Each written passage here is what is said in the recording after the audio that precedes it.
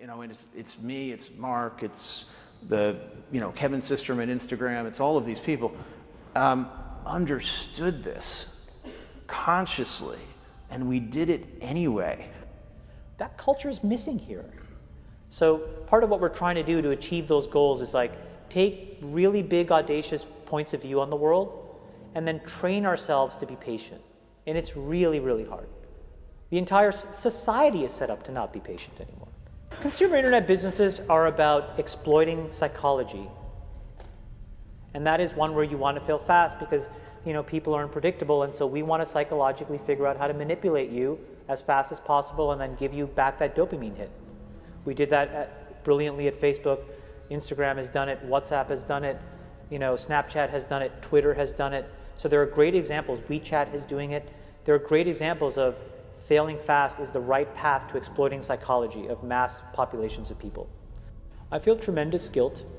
I think we all knew in the back of our minds, even though we feigned this whole line of like there probably aren't any really bad unintended consequences. I think in the back, deep recesses of our minds, we kind of knew something bad could happen. But I think the way we defined it was not like this. Turn it off. That's what I would say. It's hard for young people now because they're hooked. They're addicted. If you don't think you're addicted, and I'm talking about anyone, from the highest to the lowest, if you don't think you're addicted, then see if you can turn it off for a week. It got quiet in here, didn't it? Didn't it get real quiet? It's a tool, so we should use it. God has blessed us with free will. Now it's free will magnified, free will on steroids. You're free to go in any direction you want. It will allow you, and it's not the enemy. It's just a reflection of our own free will. And we all want to be liked. But now we want to be liked by 16 million. And will now, some of us, do anything to be liked. We used to do anything to be liked, but it was by the person in front of you. Now it's to be liked by 16 million people that you don't know. We have to ask ourselves, what is the long-term, if not the short-term effect of too much information?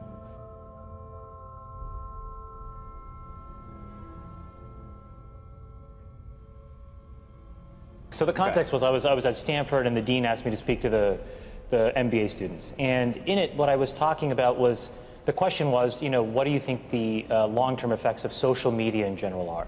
And unfortunately what happened was, I think it's easy to characterize what I said just as a Facebook specific thing because I worked there and I was a key part of growing it. The reality of what I was... Explain what you said at the time. So what I said was, I think the tools that have been created today are starting to erode the social fabric of how society works. And what I meant by that is the following thing. Today we live in a world now where it is easy to confuse truth and popularity. And you can use money to amplify whatever you believe and get people to believe that what is popular is now truthful and what is not popular may not be truthful. Joe and I, for example, we've been on the other side of climate for a long time, right? And the reality is now I can take money and I can use that through all of these social media systems that exist to hundreds of millions of people, and I can convince all of Joe's friends and everybody like him of my opinion in very subtle and small ways. And he can do the same to me. We can do that about vaccines. We can do that about gay rights. We can do that about bathroom laws. We can do that about Roy Moore. And so I think the question we have to ask ourselves is, how do we live in a world where this is now possible? And so it was about that, but just so I understand, was it because I read and watched parts of what you were talking about. Part of it seemed to me about the ability to pay to manipulate people's thoughts. The other seemed to me to be this sort of ADD society with which this sort of liking and everything else has created this sort of feedback loop that you compared to drugs. We know for a fact that what all of these systems do, every single one, is it exploits our own natural tendencies in human beings to get and want feedback. And that feedback, chemically speaking, is the release of dopamine in your brain. And so what these feedback loops do, and they exist everywhere, in Call of Duty, in other video games, in social networking sites, they get you to react. when Facebook was getting going, I had these people who would come up to me and they would say, you know, I'm not on social media. And I would say, okay, you know, you will be. And then they would say, no, I value my real life interactions. I value the moment. I value presence, and I value intimacy. And I would say, well, you're a conscientious objector. That's okay. You don't have to participate, but you know, we'll get you eventually. and like, I don't know if I really understood the consequences of what I was saying. Because the unintended consequences of a network when it grows to 1 billion or 2 billion people, and it literally changes your relationship with society, with each other, with you know, it probably interferes with productivity in weird ways. God only knows what it's doing to our children's brains. You know, if the thought process that went into building these applications, Facebook being the first of them to really understand it, that thought process was all about how do we consume as much of your time and conscious attention as possible. And that means that we need to sort of give you a little dopamine hit every once in a while because someone liked or commented on a photo or a post or whatever. And that's going to get you to contribute more content, and that's going to get you, you know, more likes and comments. I mean, it's a social validation feedback loop that it's like it's exactly the kind of thing that a hacker like myself would come up with, because you're exploiting a vulnerability in human psychology. It literally is a point now where I think we have created tools that are ripping apart the social fabric of how society works. That is truly where we are. And I would encourage all of you, as the future leaders of the world, to really internalize how important this is. If you feed the beast, that beast will destroy you. If you push back on it, we have a chance to control it and rein it in. And it is a point in time where people need to hard break from some of these tools and the things that you rely on. The short-term dopamine-driven feedback loops that we have created are destroying how society works. No civil discourse, no cooperation, misinformation, mistruth. And it's not an American problem. This is not about Russian ads. This is a global problem. So we're in a really bad state of affairs right now, in my opinion. It is eroding the core foundations of how people behave by and between each other. And I don't have a good solution. You know, my solution is I just don't use these tools anymore. I haven't for years. It's created huge tension with my friends, huge tensions in my social circles. If you look at, like, you know, my Facebook feed, I've posted maybe 2 times in 7 years, 3 times, 5 times. It's less than 10. And it's weird. I guess I kind of just innately didn't want to get programmed. And so I just tuned it out. But I didn't confront it. And now to see what's happening, it really bums me out. Like, think about, like, there were these examples where there was a hoax in WhatsApp where in some, like, village in India, people were, like, afraid that their kids were going to get kidnapped, etc.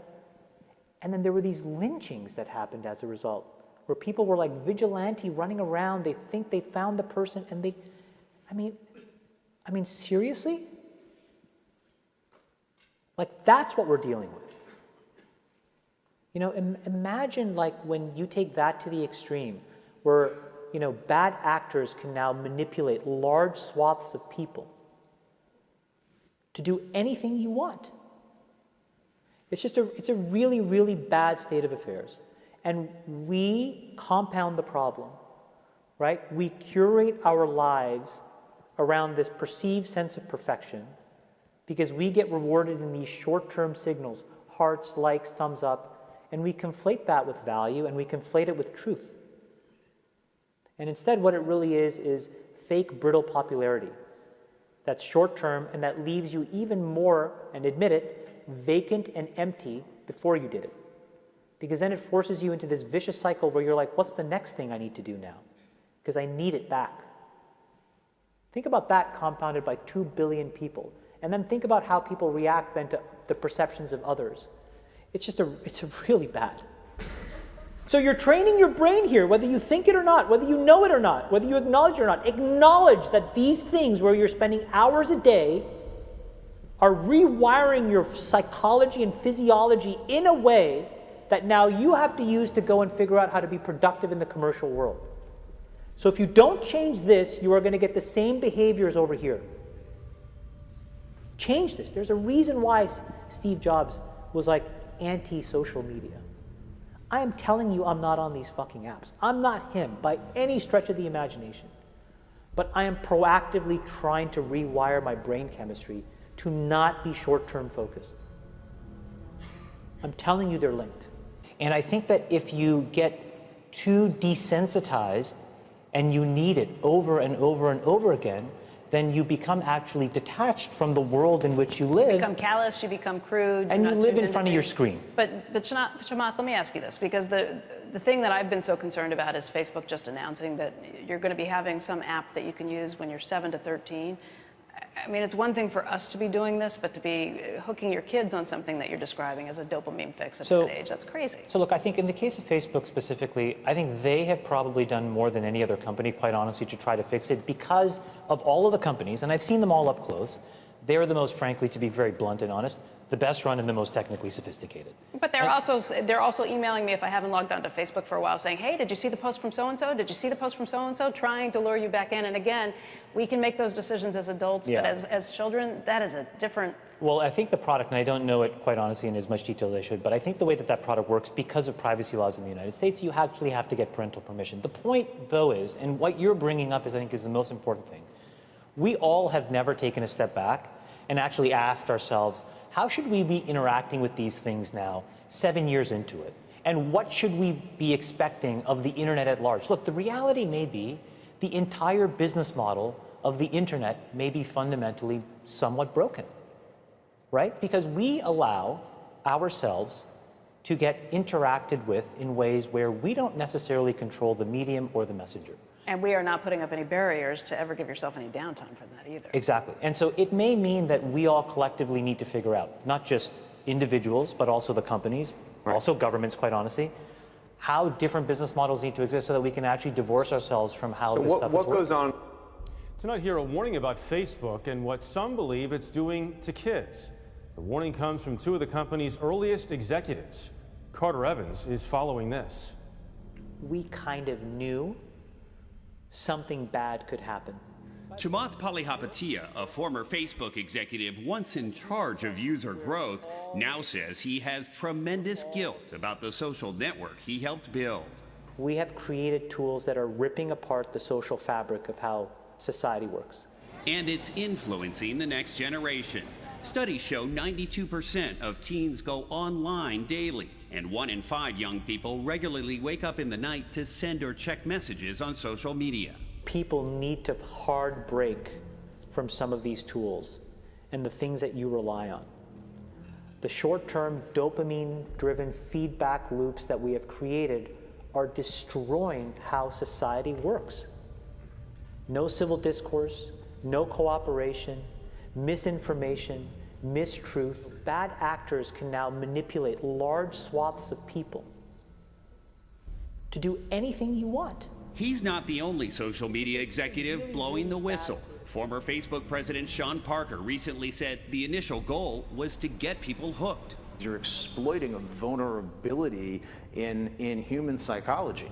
The inventors, creators understood this consciously, and we did it anyway. We have to hold the tech industry accountable. Jim Steyer is founder of Common Sense Media. They, in many cases, have ignored the consequences, some of the downsides of some of the innovations they brought to our society. You don't realize it, but you are being programmed.